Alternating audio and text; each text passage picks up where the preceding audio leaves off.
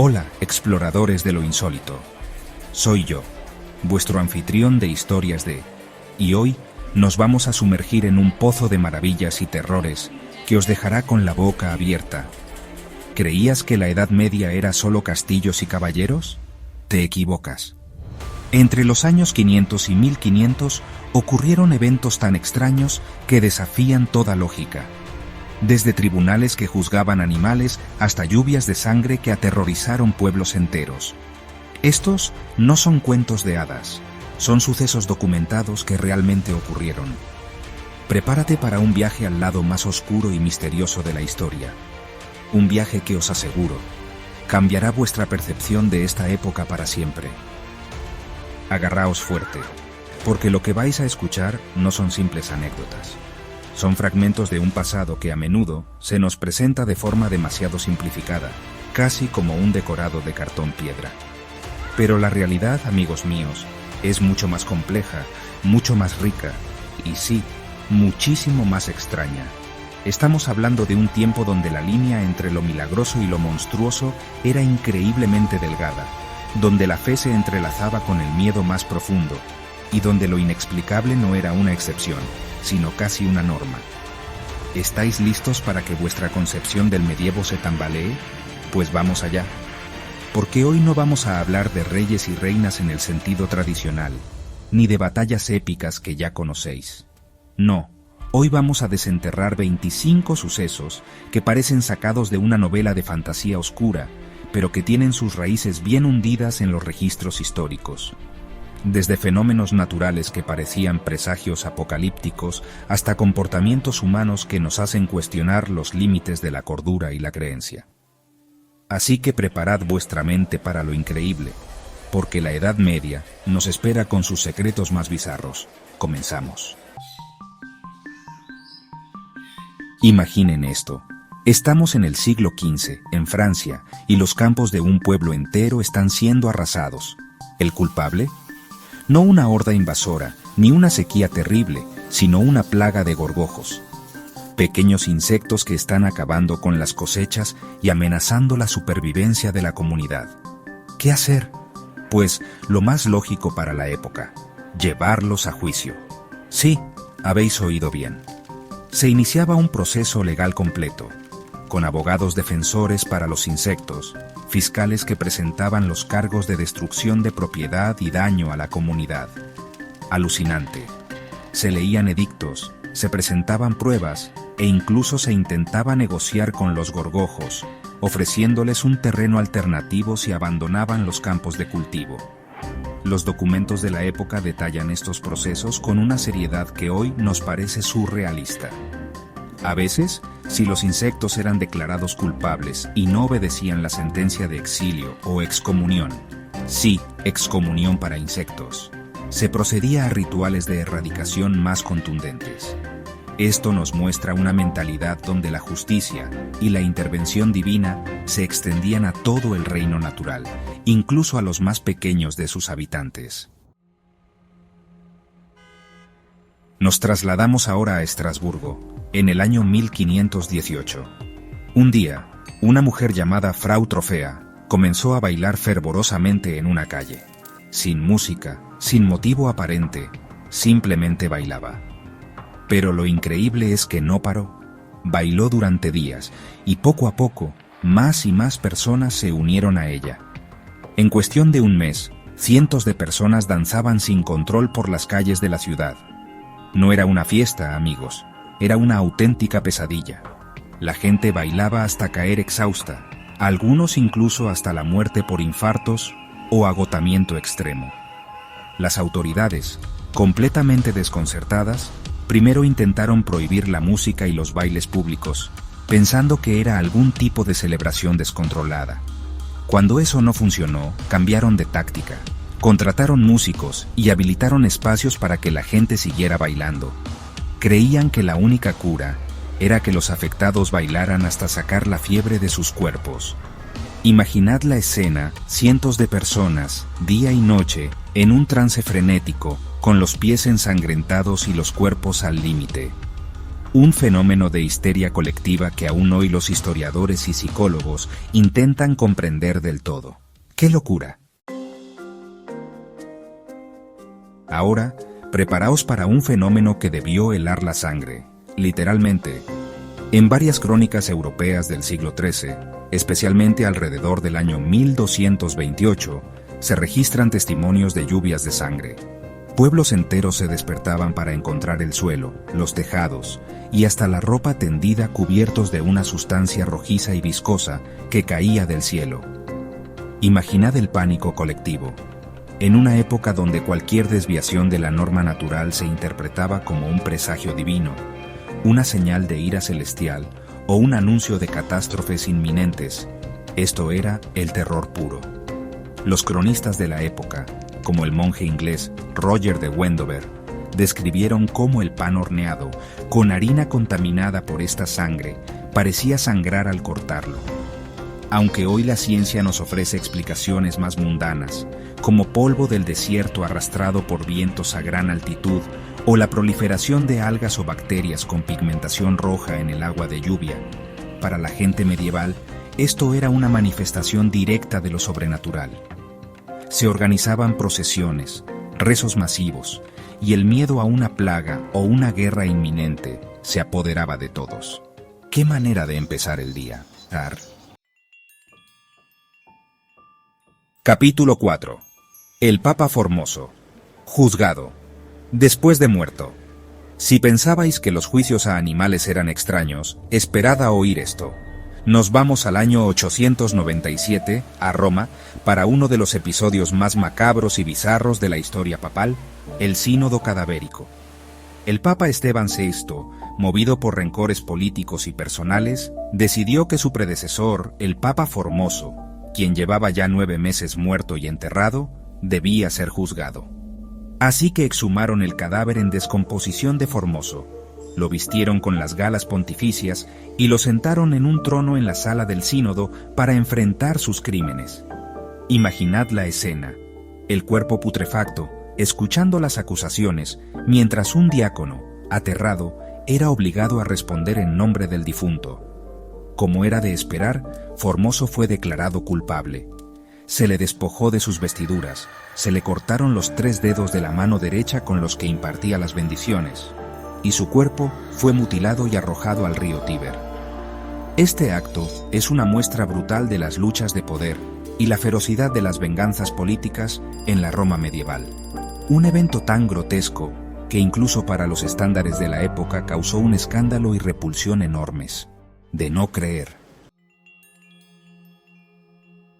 Capítulo 5. Los niños verdes de Woolpit. Viajemos ahora a la Inglaterra del siglo XII, al pequeño pueblo de Woolpit en Suffolk. Un día, según cuentan las crónicas de Ralph de Coggeshall y William de Newburgh, 2 niños aparecieron misteriosamente cerca de unas fosas para lobos, de ahí Woolpit. Lo extraordinario no era solo su aparición repentina, sino su piel, era de un tono verdoso. Además, hablaban una lengua desconocida y vestían ropas de un material extraño. Al principio, se negaban a comer cualquier cosa que no fueran habas crudas, una historia que parece sacada de un cuento de hadas o de ciencia ficción. Con el tiempo, el niño, que era más joven y enfermizo, murió. Pero la niña sobrevivió, aprendió inglés y su piel perdió gradualmente la tonalidad verde. Cuando pudo comunicarse, contó que venían de una tierra subterránea llamada San Martín, donde todo era de color verde y el sol nunca brillaba intensamente, sino que había un crepúsculo perpetuo. ¿Quiénes eran estos niños? ¿Extraterrestres? ¿Habitantes de un mundo subterráneo? ¿O simplemente niños desnutridos y perdidos con una historia fantástica? El misterio de los niños verdes de Woolpit sigue fascinando y generando teorías hasta el día de hoy. Capítulo 6. El Golem de Praga. ¿Realidad o leyenda ancestral? Nos adentramos ahora en el corazón de la Europa mística, en la Praga del siglo XVI, aunque sus raíces legendarias se hunden mucho más atrás, en el medievo profundo. Aquí surge la figura del golem, una criatura de arcilla o barro a la que, según la tradición cabalística judía, Se le podía dar vida mediante rituales sagrados y el uso de un Shem, un papel con un nombre secreto de Dios. El más famoso es el golem creado por el rabino Judá Lu Ben Bezalel, para proteger al gueto judío de Praga de los ataques antisemitas y los pogromos. Imaginad un protector silencioso y todopoderoso hecho de tierra. Esta criatura, desprovista de alma y de libre albedrío, obedecía ciegamente las órdenes de su creador. Pero como en muchas historias de creaciones artificiales, las cosas podían salirse de control. Algunas versiones cuentan que el golem se volvía violento, o que debía ser desactivado cada sábado para evitar que profanara el día sagrado. La leyenda dice que los restos del golem desactivado aún yacen en el ático de la Sinagoga Vieja Nueva de Praga. ¿Una simple leyenda para infundir esperanza y temor? ¿O hay algo más en esta historia de magia y protección ancestral? Atención, amantes de los enigmas indescifrables. Aunque redescubierto a principios del siglo XX, el manuscrito Voynich data, según pruebas de carbono 14 del siglo XV, en plena Edad Media. Y es, sencillamente, uno de los libros más misteriosos del mundo. ¿Por qué? Porque está escrito en un alfabeto completamente desconocido, un sistema de escritura que nadie ha logrado descifrar hasta hoy. Sus páginas están llenas de ilustraciones extrañísimas, plantas que no existen en la naturaleza, diagramas astrológicos y cosmológicos complejos, y figuras femeninas bañándose en extraños fluidos verdes conectados por intrincados sistemas de tuberías. Criptógrafos, lingüistas e historiadores de todo el mundo han intentado romper su código durante décadas, sin éxito. Es un lenguaje perdido, un código elaborado para ocultar conocimientos prohibidos, un engaño increíblemente sofisticado. Las teorías son muchísimas, desde que es un manual de alquimia, un herbario de otro mundo, o incluso obra de extraterrestres o de alguna sociedad secreta medieval. El manuscrito Voynich sigue siendo un libro abierto, o mejor dicho, un libro sellado, que guarda celosamente sus secretos medievales. Un verdadero quebradero de cabeza histórico. Si la plaga danzante os pareció extraña, esperad a oír esto. Aunque los registros más detallados son de épocas posteriores, hay indicios y relatos fragmentarios que sugieren fenómenos similares a epidemias de risa en la Edad Media y el Renacimiento temprano. Imaginad comunidades enteras donde la gente, de repente, comenzaba a reír sin motivo aparente y, lo más inquietante, sin poder parar. Una risa que empezaba siendo quizás jovial, pero que se convertía en algo doloroso, agotador e incluso aterrador para quienes la padecían y quienes la presenciaban. Estos brotes de risa masiva, a menudo acompañados de llanto, gritos o desmayos, se consideraban posesiones demoníacas, efectos de brujería o algún tipo de histeria colectiva. No había una explicación médica clara y el fenómeno se propagaba como un contagio social, afectando a grupos de personas, especialmente en comunidades cerradas como conventos o pequeñas aldeas. Piénsenlo, una risa que no trae alegría, sino angustia y descontrol. Un recordatorio de cómo la psique humana, bajo ciertas presiones o creencias, puede manifestar comportamientos verdaderamente desconcertantes. Todos hemos oído hablar del hombre del saco o el coco, esa figura aterradora con la que se asustaba a los niños para que se portaran bien. Pero, ¿sabíais que sus orígenes podrían remontarse a miedos muy reales de la Edad Media? En una época de gran incertidumbre, con guerras, hambrunas y enfermedades, la desaparición de niños, lamentablemente, no era algo tan infrecuente. Y de estos miedos palpables nacen las leyendas. El hombre del saco podría ser la personificación de temores a bandidos, a traficantes de personas o incluso a figuras más siniestras. Se hablaba de individuos solitarios y misteriosos que merodeaban por los caminos o los bordes de los pueblos, siempre con un gran saco a la espalda. ¿Qué llevaban en él? La imaginación popular, especialmente la infantil, se encargaba de llenar ese vacío con los peores horrores. Esta figura se convirtió en un arquetipo del mal que acecha, un asustaniños universal que trascendió culturas y épocas, pero cuyas raíces se hunden en la oscuridad y la precariedad de la vida medieval, donde el peligro podía tener muchas caras, y una de ellas era la de un hombre con un saco.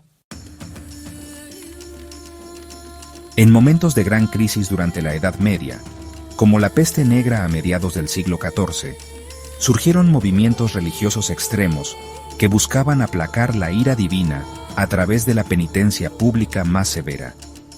Uno de los más impactantes fue el de los flagelantes. Grupos de hombres, y a veces mujeres, recorrían Europa de pueblo en pueblo, semidesnudos, azotándose las espaldas con látigos con puntas de metal hasta sangrar profusamente. Una visión verdaderamente aterradora y sobrecogedora. Cantaban himnos, rezaban y se sometían a estas brutales autoflagelaciones en plazas públicas, creyendo que su sufrimiento físico podría expiar los pecados de la humanidad y detener las calamidades que asolaban el continente. Al principio, algunos sectores de la Iglesia y la población los vieron con cierta simpatía o incluso admiración por su devoción extrema. Sin embargo, con el tiempo, el movimiento se radicalizó, desafiando la autoridad eclesiástica y siendo acusado de herejía. La imagen de estas procesiones sangrientas es un testimonio crudo del fervor religioso y la desesperación que podían alcanzar las sociedades medievales. Ahora vamos a hablar de tecnología militar medieval que parecía magia negra. El Imperio Bizantino, heredero del Imperio Romano de Oriente, guardó durante siglos un secreto militar aterrador y espectacular: el fuego griego. Imaginen una sustancia incendiaria que no solo ardía con ferocidad, sino que, según los relatos, podía seguir ardiendo incluso sobre el agua. Esto lo convertía en un arma naval devastadora, capaz de aniquilar flotas enemigas enteras y sembrar el pánico entre los adversarios. La fórmula exacta del fuego griego era un secreto de Estado tan celosamente guardado que se perdió con la caída de Constantinopla, y hasta hoy los historiadores y químicos debaten su composición. Se cree que podría haber sido una mezcla de nafta, azufre, cal viva y otros ingredientes, proyectada a través de sifones o lanzallamas primitivos. Las descripciones de batallas navales donde se usaba el fuego griego son apocalípticas. Barcos envueltos en llamas inextinguibles, marineros saltando al agua solo para encontrar que el fuego los seguía. Un arma verdaderamente infernal para su tiempo. La Orden del Temple, los famosos Caballeros Templarios, pasó de ser una de las organizaciones más poderosas y ricas de la cristiandad a ser brutalmente desmantelada a principios del siglo XIV. El rey Felipe IV de Francia, fuertemente endeudado con la orden, conspiró con el Papa Clemente V para acusarlos de herejía, idolatría y otros crímenes atroces. En 1307, cientos de templarios fueron arrestados, torturados para obtener confesiones y muchos, incluido su último gran maestre, Jacques de Molay, fueron quemados en la hoguera. Una caída en desgracia espectacular y terrible. Pero aquí viene lo legendario. Se dice que Jacques de Molay, mientras ardía en la hoguera en París, en 1314, lanzó una maldición. Convocó al rey Felipe IV y al Papa Clemente V a comparecer ante el Tribunal de Dios en el plazo de 1 año. Y, sorprendentemente, tanto el Papa como el rey murieron antes de que terminara ese año. ¿Coincidencia? ¿El cumplimiento de una maldición lanzada en el último aliento? Esta historia ha alimentado innumerables leyendas sobre tesoros ocultos, conocimientos secretos y la venganza de los templarios, convirtiéndose en un mito que perdura hasta nuestros días. Capítulo 13. El año sin verano, 536 después de Cristo, un cataclismo olvidado. Aunque técnicamente en los albores de la Edad Media, el año 536 después de Cristo fue tan catastrófico que sus efectos se sintieron durante décadas, marcando profundamente el inicio de este periodo. Los cronistas de la época describen una misteriosa niebla seca o velo de polvo que oscureció el sol durante más de 1 año. Imaginad, 18 meses de luz solar tenue, como si estuviera permanentemente nublado o en un eclipse parcial. Las temperaturas globales se desplomaron, provocando el decenio más frío en los últimos 2300 años. Las cosechas se arruinaron en todo el hemisferio norte, desde Europa hasta China, causando hambrunas generalizadas, migraciones masivas y agitación social. ¿La causa? Hoy los científicos creen que fue una o varias erupciones volcánicas masivas en el trópico, que lanzaron enormes cantidades de ceniza y aerosoles a la atmósfera, bloqueando la luz solar. Para la gente de la época, sin embargo, esto debió parecer el fin del mundo, un castigo divino de proporciones bíblicas. Un evento climático extremo que sumió al mundo en una pequeña edad de hielo y que, sorprendentemente, fue olvidado durante mucho tiempo por la historia popular. Capítulo 14. Las armaduras imposibles, moda o necesidad. Cuando pensamos en la Edad Media tardía y el Renacimiento, nos vienen a la mente imágenes de caballeros con armaduras completas, brillantes y a veces increíblemente ornamentadas. Pero algunas de estas armaduras, especialmente las de parada o ceremoniales, eran tan extravagantes y, en apariencia, poco prácticas, que nos hacen preguntarnos, ¿eran realmente para la batalla o más bien una declaración de estatus y poder? Pensemos en yelmos con formas grotescas, corazas con musculatura exagerada o incluso armaduras diseñadas para parecerse a bestias mitológicas. Auténticas obras de arte metálicas. Si bien la armadura de combate evolucionó para ofrecer la máxima protección contra las armas de la época, estas piezas de alta costura metálica eran otra cosa. Reflejaban la riqueza, el linaje y el gusto personal del noble o monarca que las encargaba. Eran el equivalente medieval a un coche deportivo de lujo hoy en día, diseñadas para impresionar en torneos, desfiles y cortes reales. Aunque algunas de sus características, como las superficies curvas para desviar golpes, tenían una base práctica, el nivel de decoración y la excentricidad de ciertos diseños las convierten en objetos fascinantes que desdibujan la línea entre el equipamiento militar y la escultura. El festín de los cuervos, un augurio macabro. En la mentalidad medieval, la naturaleza estaba llena de señales y presagios, y pocas aves eran tan observadas y temidas como los cuervos y los córvidos en general. Su inteligencia, su color negro y su dieta carroñera los asociaban directamente con la muerte, la guerra y la desgracia. Ver una gran bandada de cuervos congregándose, o escuchar sus graznidos insistentes cerca de un pueblo o un castillo, era interpretado casi universalmente como un augurio de muerte inminente, una batalla sangrienta o una plaga devastadora. El festín de los cuervos era la promesa de cadáveres. Esta creencia estaba tan arraigada que los cronistas y poetas medievales a menudo usaban la imagen de los cuervos sobrevolando un campo de batalla como una metáfora del horror y la carnicería que se avecinaba o que ya había ocurrido. Reyes y generales podían sentirse profundamente perturbados por el comportamiento de estas aves antes de una contienda importante. No era solo superstición. En un mundo donde la muerte era una compañera constante, cualquier señal que pareciera anunciarla se tomaba con una seriedad absoluta. Los cuervos eran los mensajeros sombríos de un destino inevitable. Entre las muchas órdenes de caballería que surgieron en la Edad Media, algunas tenían nombres y rituales verdaderamente peculiares. Una de ellas fue la Orden de la Jarra y el Grifo, fundada en el Reino de Aragón a principios del siglo XV por el infante don Fernando de Antequera. Su emblema principal era una jarra con lirios, símbolo de la pureza de la Virgen María, pero la orden también incorporaba la figura mítica del grifo. Lo curioso no es solo el nombre, sino los posibles rituales y el simbolismo que envolvían a estas hermandades.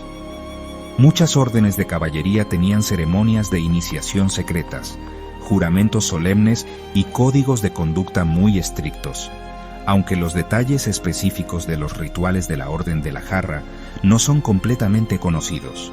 Podemos imaginar que, como otras órdenes, implicarían vigilias, bendiciones de armas y un fuerte componente religioso y simbólico.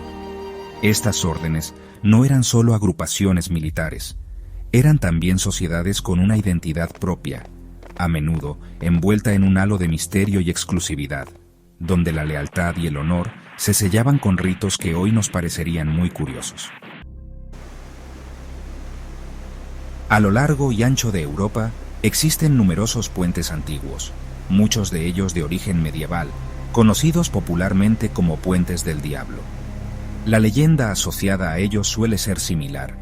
La construcción del puente era tan difícil o se realizaba en un tiempo tan asombrosamente corto que la gente creía que solo el diablo en persona podría haber ayudado al constructor. A cambio de su ayuda, el diablo exigía el alma del primer ser vivo que cruzara el puente. Un pacto con el mismísimo Señor de las Tinieblas para una obra de ingeniería. En muchas de estas historias, los astutos constructores o los lugareños lograban engañar al diablo, haciendo que un animal, como un perro, un gato o una cabra, fuera el primero en cruzar, salvando así un alma humana. Estas leyendas reflejan la admiración y el temor que inspiraban las grandes obras de ingeniería en la época, así como la constante presencia de lo sobrenatural en la vida cotidiana. Cada uno de estos puentes es un monumento no solo a la habilidad de sus constructores, sino también a la rica tradición oral y a la forma en que la gente medieval explicaba lo extraordinario. La figura del hombre lobo, el licántropo, esa aterradora criatura mitad hombre, mitad bestia, no es solo cosa de películas de terror. En la Edad Media, la creencia en hombres lobo era muy real y extendida, y llevó a auténticas cacerías y juicios. Personas acusadas de licantropía, a menudo individuos marginados, solitarios o con enfermedades mentales, eran sometidas a interrogatorios, torturas y en muchos casos, ejecutadas. Imaginad ser acusado de transformaros en un lobo devorador de hombres por la noche. Los registros judiciales de la época, especialmente a partir del siglo XV y XVI, documentan casos como el de Peter Stump en Alemania, el hombre lobo de Bedburg, quien confesó bajo tortura haber matado y devorado a numerosas personas. Estos juicios revelan una mezcla de superstición, miedo a lo desconocido y la necesidad de encontrar culpables para explicar desgracias como ataques de animales o desapariciones. La histeria por los hombres lobo, al igual que la caza de brujas, es un oscuro capítulo que nos muestra cómo el miedo colectivo puede llevar a la persecución y la barbarie. Pocos objetos legendarios han capturado tanto la imaginación medieval y posterior como el Santo Grial, identificado generalmente como la copa utilizada por Jesucristo en la Última Cena, y a veces también como el recipiente que recogió su sangre en la crucifixión. El Grial se convirtió en el objeto de búsqueda por excelencia para caballeros y aventureros. Leyendas como las del rey Arturo y los caballeros de la Mesa Redonda giran en torno a la búsqueda de esta reliquia sagrada, que se creía poseedora de poderes milagrosos, curación, vida eterna, abundancia infinita. La fascinación por el Grial generó innumerables relatos, poemas épicos y, por supuesto, expediciones reales, o al menos así se afirmaba, para encontrarlo. Diversas iglesias y familias nobles afirmaron poseerlo o conocer su paradero, dando lugar a un sinfín de teorías y especulaciones que continúan hasta hoy. ¿Era un objeto físico? ¿Una metáfora de la búsqueda espiritual? ¿Un linaje secreto? El misterio del Grial es un reflejo perfecto de la mezcla de fe, aventura y misticismo que caracterizó a ciertos aspectos del pensamiento medieval. La veneración de reliquias sagradas fue una parte fundamental de la vida religiosa medieval. Se creía que los restos físicos de los santos, o los objetos que habían tocado, poseían un poder milagroso. Esto llevó a un auténtico mercado de reliquias, algunas de las cuales eran, cuanto menos, sorprendentes o directamente inverosímiles. Hablamos de dientes de leche de Jesús, plumas del arcángel Gabriel, fragmentos de la Vera Cruz, suficientes para construir varios barcos, el prepucio sagrado, e incluso suspiros de San José embotellados. La lista es interminable y a menudo asombrosa. Catedrales y monasterios competían por poseer las reliquias más importantes o más raras, ya que atraían peregrinos y con ellos donaciones y prestigio. Esto, por supuesto, también dio pie a un floreciente comercio de falsificaciones. Aunque hoy nos puedan parecer extrañas o incluso grotescas algunas de estas reliquias, para la mentalidad medieval eran puntos de contacto directos con lo divino, capaces de sanar, proteger y obrar milagros. Nos muestran una fe tangible, una necesidad de materializar lo sagrado, que hoy resulta difícil de comprender en toda su magnitud. Los castillos medievales, con sus pasadizos oscuros, mazmorras y larga historia de intrigas y tragedias, son el escenario perfecto para las historias de fantasmas. Y una de las figuras espectrales más recurrentes en el folclore europeo es la Dama Gris.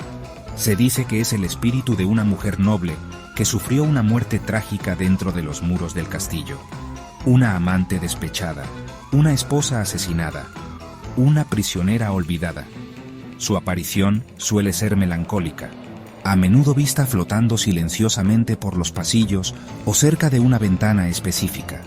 Cada castillo con su Dama Gris tiene su propia leyenda particular, pero el arquetipo es sorprendentemente consistente. A veces se la asocia con presagios, otras simplemente vaga como un alma en pena, incapaz de encontrar descanso. Estas historias, transmitidas de generación en generación, no solo añadían un aura de misterio y romanticismo a estas antiguas fortalezas, sino que también servían como recordatorios de los dramas humanos que se habían desarrollado entre sus piedras. La Dama Gris es un eco persistente de las pasiones, los dolores y los secretos de la Edad Media. En 1066, un año crucial en la historia de Inglaterra con la conquista normanda, un visitante celestial espectacular cruzó los cielos, el cometa Halley. Para la gente de la época, que no entendía la naturaleza astronómica de los cometas, este objeto brillante con una larga cola que aparecía de repente en el firmamento era una señal inequívoca de grandes cambios, desastres o la ira divina. Imaginad el impacto de ver algo así sin ninguna explicación científica. El pánico y la superstición se apoderaron de muchos. El tapiz de Bayeux, que narra la conquista normanda, incluye una representación del cometa, con gente señalándolo con asombro y temor. Se interpretó como un presagio de la caída del rey Harold Godwinson y la victoria de Guillermo el Conquistador. En general, los cometas eran vistos como estrellas con cabellera que anunciaban la muerte de reyes, guerras, hambrunas o el mismísimo apocalipsis. El paso del Halley en 1066 es un ejemplo perfecto de cómo los fenómenos naturales eran interpretados a través de un lente de fervor religioso y miedo al cambio en la Edad Media. Los gatos, especialmente los negros, tuvieron una relación complicada con los humanos durante la Edad Media. Si bien en algunas culturas y épocas fueron valorados por su habilidad para cazar roedores, en otras, particularmente a partir de la Baja Edad Media, se les asoció con la brujería, el paganismo y el diablo. Esta asociación negativa tuvo consecuencias nefastas, ya que en algunos lugares se llegó a perseguir y exterminar masivamente a los gatos, especialmente a los negros. Una auténtica caza de felinos. Irónicamente, esta persecución pudo haber contribuido a empeorar una de las peores catástrofes de la historia, la peste negra. Al disminuir la población de gatos, que eran depredadores naturales de las ratas, portadoras de las pulgas que transmitían la enfermedad, se pudo haber facilitado la proliferación de los roedores y, por ende, la propagación de la peste. Aunque esta es una teoría debatida y la conexión no es tan directa como a veces se presenta, es un ejemplo escalofriante de cómo las supersticiones y las creencias infundadas pueden tener consecuencias imprevistas y trágicas a gran escala. La Edad Media fue testigo de cambios costeros significativos debido a tormentas masivas, hundimientos de tierra y la subida del nivel del mar en algunas regiones. Esto llevó a que pueblos y ciudades enteras, que alguna vez fueron prósperos centros de vida y comercio, fueran reclamados por el mar, convirtiéndose en leyendas de ciudades perdidas bajo las aguas. Un ejemplo famoso es la ciudad de Dunwich en la costa de Suffolk, Inglaterra, que fue una vez un puerto importante y que gradualmente fue devorada por el Mar del Norte a lo largo de varios siglos medievales. Estas historias de ciudades sumergidas alimentaron la imaginación popular, dando lugar a relatos de campanas de iglesias que aún se oían sonar bajo las olas en días de tormenta, o de tesoros ocultos esperando ser descubiertos. Más allá de la leyenda, estos eventos fueron tragedias reales para las comunidades afectadas, que vieron sus hogares y su forma de vida desaparecer. Son un recordatorio de la vulnerabilidad humana frente a las fuerzas de la naturaleza, incluso en épocas que consideramos lejanas, y de cómo el paisaje que conocemos no es inmutable. Cerramos esta lista con un episodio que, de ser cierto en todos sus detalles, es uno de los más escandalosos y decadentes de la historia del papado, el llamado Banquete de las Castañas. Según el diario del protonotario apostólico y maestro de ceremonias, Johann Burchard, este evento tuvo lugar en el Palacio Apostólico en 1501, bajo el papado de Alejandro VI, el famoso Papa Borgia. Burchard describe una cena seguida de un espectáculo donde 50 cortesanas desnudas recogían castañas esparcidas por el suelo, compitiendo por premios ofrecidos por el Papa y sus invitados. Una escena que desafía toda descripción, aunque la veracidad y la exactitud de cada detalle del relato de Burchard son objeto de debate entre los historiadores. Algunos creen que exageró o que tenía una agenda contra los Borgia. La sola existencia de tal registro nos da una idea de la reputación de corrupción y libertinaje que rodeaba a ciertas figuras del poder eclesiástico en el Renacimiento temprano, una época que aún arrastraba muchas costumbres y mentalidades medievales. Si bien puede ser un extremo, ilustra las tensiones y contradicciones dentro de la Iglesia en un periodo de grandes cambios y crisis moral. Un final impactante para nuestro recorrido. Y así, amigos, llegamos al final de este increíble viaje por los rincones más extraños y sorprendentes de la Edad Media. Desde juicios a insectos hasta papas exhumados para ser juzgados, pasando por plagas de baile y lluvias de sangre. ¡Qué época tan fascinante y compleja! Espero que este recorrido os haya demostrado que la historia es mucho más que fechas y nombres. Es un tapiz tejido con las creencias, los miedos, las esperanzas y sí, las excentricidades de quienes nos precedieron. Estos 25 sucesos son solo una pequeña muestra de lo mucho que aún nos queda por descubrir y comprender. La Edad Media, a menudo malinterpretada como una era oscura y estancada, fue en realidad un crisol de ideas, un tiempo de profundas transformaciones y, como hemos visto, de acontecimientos que desafían nuestra lógica moderna. Pero al explorar estas historias, no solo nos asombramos, sino que también aprendemos sobre la naturaleza humana, sobre cómo reaccionamos ante lo desconocido y cómo construimos nuestras realidades. Cada uno de estos eventos, por bizarro que parezca, nos cuenta algo sobre nosotros mismos y sobre el largo y sinuoso camino que hemos recorrido como civilización. Así que la próxima vez que penséis en la Edad Media, recordad que no todo eran caballeros de brillante armadura y damiselas en apuros. Había un mundo subterráneo de lo insólito, de lo inexplicable, de lo profundamente humano en su extrañeza. Y ese mundo, creedme, tiene todavía muchas historias que contarnos. No olvidéis suscribiros para más viajes a los misterios de la historia aquí, en Historias de. Hasta la próxima, exploradores de lo increíble.